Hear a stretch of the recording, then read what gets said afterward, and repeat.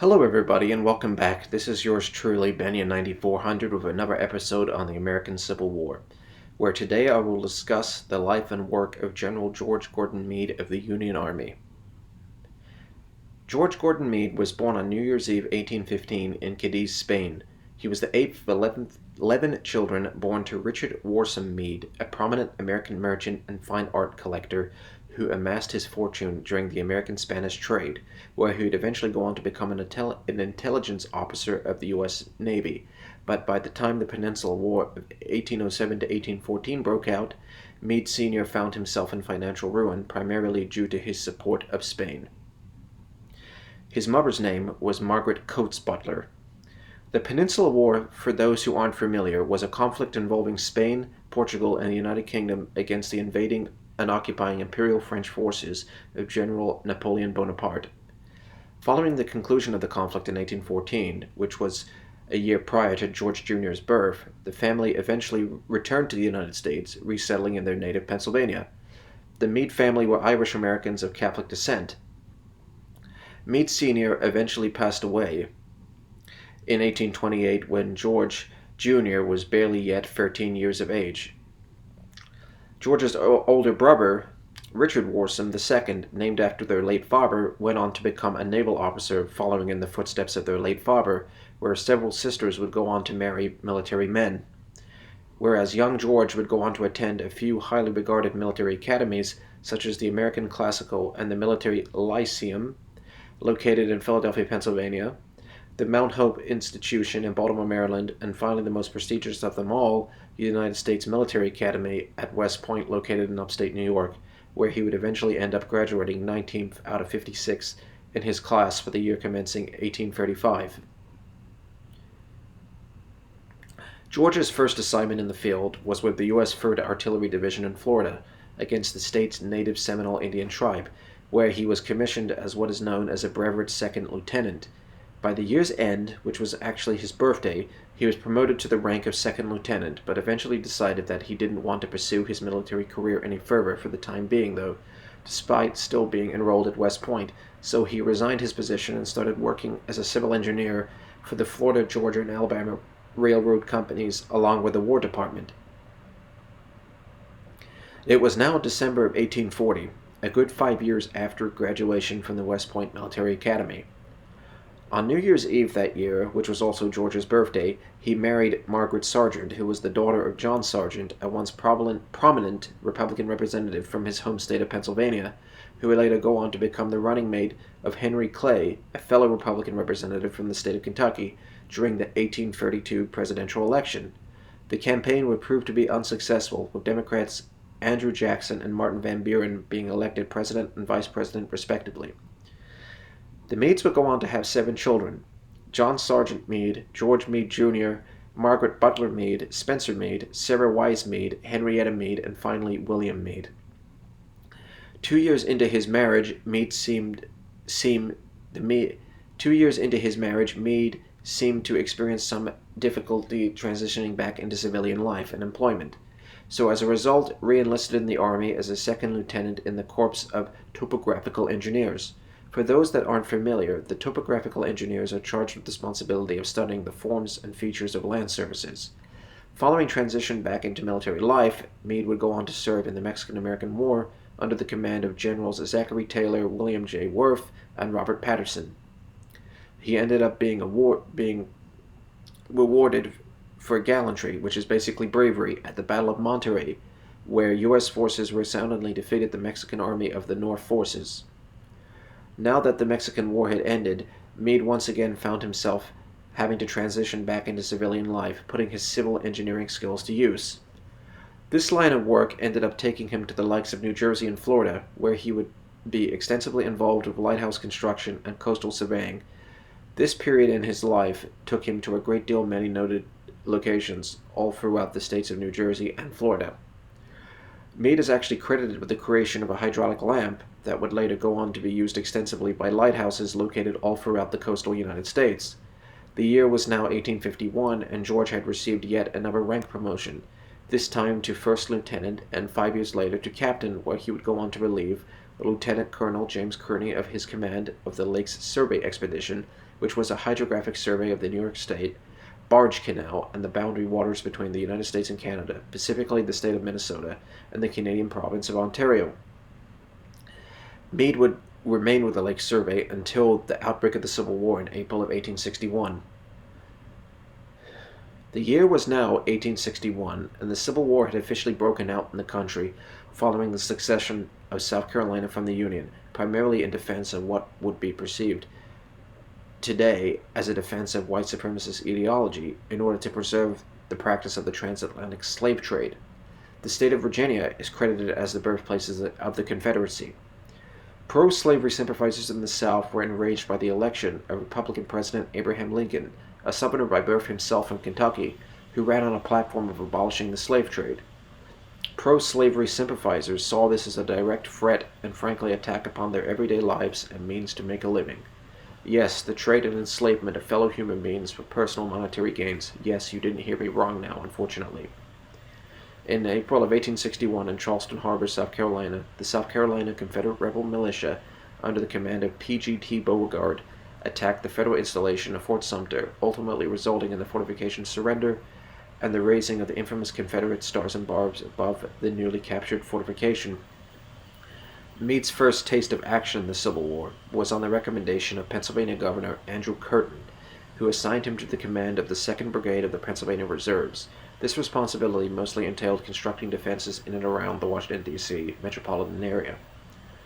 Governor Curtin would later go on to be widely credited as helping to extensively defend his state against relentless Confederate rebel attacks during the later years of the conflict. In 1862, Meade ended up getting shot in the right arm at the Battle of Glendale, Virginia, and therefore as a result was briefly sent back home to Philadelphia in order to undergo the recovery process. Thankfully, he managed to make a recovery where he would resume command of his army just in advance of the campaign of Northern Virginia, specifically the Second Battle of Bull Run, where he would face off against Confederate General Robert E. Lee, who was actually originally offered the position of command of the Union Army, but ended up rejecting it, though, in favor of defending a white supremacist ideology. Unfortunately, the Union Army wasn't successful at the Second Battle of Bull Run, otherwise known as the Battle of Manassas, Virginia. The conflict now spilled over the state line into the border state of Maryland, where the Union, otherwise known as the Yankees, would yet again face off with the Confederate rebel aggressors, this time at the Battle of Antietam, which would go on to be regarded by historians on both sides of the divide as one of the most, if not the most bloodiest battle of the whole entire conflict, which would last a grand total of 4 years. The Union proved to be successful, but at great sacrifice of humanity though, whereas the Confederates endured a high casualty rate too. Back across the state line in the birthplace of the Confederacy, otherwise known as Virginia, at the Battle of Fredericksburg, Meade managed to make a hard-fought game through the lines of legendary Confederate General Thomas J. Stonewall Jackson, who actually ended up getting accidentally killed by his own men in a friendly fire incident. By 1863, the war had shifted north, specifically towards Meade's home state of Pennsylvania, with focus on the town of Gettysburg, in what would prove to be a defining battle of the whole entire conflict, because it would basically result in splitting the whole entire Confederate Army of Northern Virginia under the command of General Robert E. Lee in two, but at great sacrifice though. President Abraham Lincoln would eventually go on to deliver his infamous Emancipation Proclamation address in the town, basically declaring all enslaved African Americans free. Following this resounding high-casualty defeat, General Lee's army retreated back over the state line to the Confederate home base of Virginia in a desperate attempt to regroup. By 1864, General Ulysses S. Grant was appointed command of the Union Army for the remainder of the conflict. However, Grant would make it very clear to me that he had no intention of replacing him, though, despite Meade's offer to resign his post effective immediately. In fact, the two ended up setting up headquarters together. However, this friendship, bromance, whatever you wish to call it, didn't end up lasting all that long, though, as the pair eventually fell out during the summer of 1864 overland campaign against Confederate General Robert E. Lee. The Overland Campaign was a series of battles that took place in the birthplace of the Confederacy, otherwise known as Virginia, during the summer of 1864. The Union Army, under newly appointed General Grant, along with Meade as his subordinate, was eventually victorious in the long run, but at great sacrifice of humanity, though, whereas the Confederate defenders also suffered mass loss of life amongst their ranks. The year was now 1865, the final year of the 4-year-long war that brutally divided the country, families, brothers against brothers, neighbors against neighbors. In Henrico County, Virginia, in the front parley of the Appomattox Courthouse, commanders of both sides of the divide sat down together in a meeting which would entail the official surrender of the Confederate rebel army by General Robert E. Lee and his subordinates. The Confederacy's surrender didn't sit well with some in the South, especially with that of the popular stage actor who hailed from an acting dynasty family, Maryland native John Wilkes Booth. Maryland during the war was officially classified as a border state. On the evening of April 15, 1865, in Washington, D.C., at Ford's Theater, a performance of the popular play entitled Our American Cousin was the headline feature, with President Lincoln, the First Lady, Mary Todd Lincoln, and Union General Major Rathbone and his wife in attendance, all of which were seated in the presidential box of the venue. Wilkes Booth used his popularity as a well-known stage actor to just stroll on in to Ford's Theater via a side entrance that led directly up to the presidential box.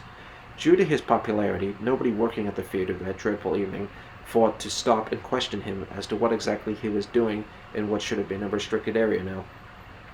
Now inside of the presidential box, Wilkes Booth drew his Derringer pistol and placed it at the back of the president's head and discharged it, whilst the play had already resulted in loud fits of laughter from the audience. This was a tactical move from Booth because he was already very familiar with the production, having already previously participated in it himself. Following the gunshot, the audience, visibly confused, thought the sound was part of the production and came to the realization that the president had in fact been shot and Union General Major Rathbone had been stabbed in an ensuing struggle following the shooting, etc. After shooting the president and severely wounding Major General Rathbone, Booth leapt over the balcony and down onto the stage, breaking his leg in the process of it all. Following the impact, Booth took a few seconds to bellow out "Sic semper tyrannis," which translates to "death to tyrants," before hastily exiting through a backstage door and mounting upon an already waiting horse, where he would flee across the Potomac River into his home state, which was also the border state of Maryland, with his ultimate objective being the former Confederate capital of Virginia. Washington, D.C. was now officially locked down on red alert. Every bridge into and out of the city was being closely monitored by federal troops, whereas the severely wounded president was brought across the street to a boarding house where he would be surrounded by his family, friends, aides, and medical personnel, etc. The following morning, President Abraham Lincoln of the Republican Party and the 16th President of these United States, who is also widely credited as freeing enslaved African Americans, passed away peacefully the following morning from the gunshot wound he had sustained to the back of his head the previous evening. President Lincoln wasn't the only victim of Booth's and his co-conspirators' antics. There was an attempt on the life of Secretary of State William Seward by Lewis Powell, who broke into the official residence armed with a knife, but couldn't bring himself to go through with the plan, though. However, the Secretary's 4 children, a bodyguard and a messenger, ended up getting harmed. Booth was on the run for a grand total of 12 days, and on top of that, had a bounty worth $100,000 on his head as an award for his capture.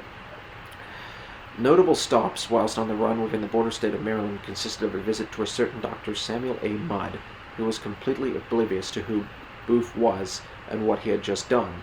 So Dr. Mudd took him in for the night and treated his broken leg. The next morning, Booth was off again. The next stop in Booth's flight from justice was the Garrett Farm, located across the Potomac River in the birthplace of the Confederacy, otherwise known as Virginia. John sought refuge in the property's barn, which is where Union soldiers would eventually track him down to. In order to entice John to come out and surrender, the battalion set the building ablaze, but John vowed to fight on, though. This eventually led to Union soldier Boston Corbett, an Englishman by birth and hatmaker by profession and a member of the 16th New York Cavalry Division, to discharge a shot that would prove to be fatal into the neck of John Wilkes Booth, which effectively paralyzed the assassin.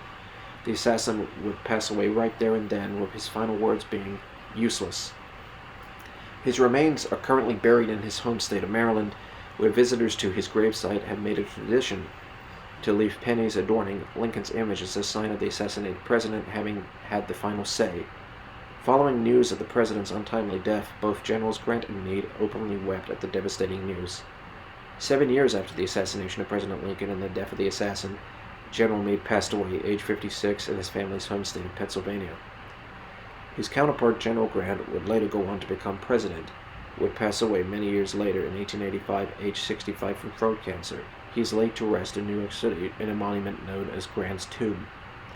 This concludes the third part of a mini-series I'm conducting on the American Civil War, where I discuss important figures, their early beginnings, and the ultimate impact of the course of the war, as well as relatively unknown facts about them. Thanks for watching. There's definitely more material like this to come in the foreseeable future.